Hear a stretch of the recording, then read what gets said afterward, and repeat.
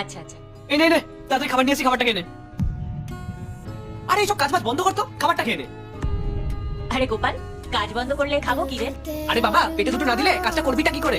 আরে এই যে আপনাদের কি খিদে পায় না? লাঞ্চ টাইম হয়ে গেছে তো, এইসব কাজ বাজ বন্ধ করুন তো। যান, লাঞ্চ টাইম হয়ে গেছে, লাঞ্চ করে আসুন। আর তুই এইসব কাজ বাজ সব বন্ধ কর, তাড়াতাড়ি লাঞ্চটা কর। গোপাল, খুব ইম্পর্টেন্ট মিটিং চলছে, একটু বাদে খাচ্ছি। আরে এখন আবার কে ফোন করে? হ্যালো, হ্যাঁ ম্যাডাম এখন লাঞ্চ করছে, লাঞ্চ টাইম এখন, লাঞ্চ টাইম ওভার হয়ে গেলে তারপরে ফোন করবেন, আপনারা লাঞ্চ করে দিন। গোপাল, এসব কি হচ্ছে? তুই কলটা রিসিভ করে আবার কেটেও দিলি। ইম্পর্টেন্ট কলও তো হতে পারতো। এই শোন, কাজ না তুই সারা জীবন করতে পারবি, আর কাজ করার জন্য না কিছু খাবার প্রয়োজন। আর তাই বেশি কথা না বলে চুপচাপ খাবারটা খেয়ে নে। ম্যাডাম, এই চাকরটা কিছু না বলে আপনার অফিসে ঢুকে পড়লো, আর তারপর আমাদের একটা ইম্পর্টেন্ট মিটিং চলছিল, ওর ফাইলটাও টেনে নিয়ে নিল। আর যখন আপনার একটা ইম্পর্টেন্ট কল আসলো, সেটাও নিজে নিজে রিসিভ করে কেটে দিল। হ্যাঁ ম্যাডাম, মেঘা তো একদম ঠিক কথাই বলছে।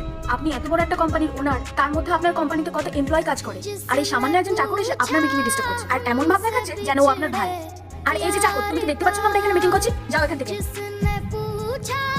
আমাকে ক্ষমা করে দেবেন মেম সাহেব, আসলে ও না সকালে তাড়াহুড়োর চক্করে কিছু না খেয়েই চলে এসেছে, আর ও যদি খালি পেটে থাকে তাহলে তো শরীর খারাপ হয়ে যাবে বলুন। তাই জন্য আমি তাড়াহুড়ো করে ওর জন্য এই খাবারটা বানিয়ে নিয়ে এসেছি, যাতে ও খাবারটা খাবার পর তারপরে নিজের কাজটা করে। আমার যদি কোনো ভুল হয়ে থাকে আমাকে ক্ষমা করে দেবেন আপনারা। তুই এসব কি করে বুঝবি? চাকর একটা, তোর কোনো আইডিয়া আছে এখানে কত ইম্পর্টেন্ট মিটিং হয়? কত বড় বড় মানুষ আসে এখানে, আর সবার না একটা ড্রেসিং সেন্স থাকে, কিন্তু তোর তা নেই। কি ছেঁড়া ফাটা জামা পরে একটা চলে এসেছিস। বোকার মতো এখানে দাঁড়িয়ে দাঁড়িয়ে কি দেখছিস? তোকে এত কিছু বলা হলো তাও তো লজ্জা নেই, বল বেরিয়ে যান এখান থেকে। আমাকে ক্ষমা করে দেবেন, আসলে আমি জানতাম না যে এখানে এত গুরুত্বপূর্ণ একটা মিটিং চলছে, জানলে আমি কখনোই এখানে আসতাম না। ক্ষমা করবেন, আমি আসি। গোপাল, দাঁড়া। আচ্ছা, তোমরা যে তখন থেকে ওকে উল্টোপাল্টা কথা বলে যাচ্ছ, তোমরা কি জানো ওকে?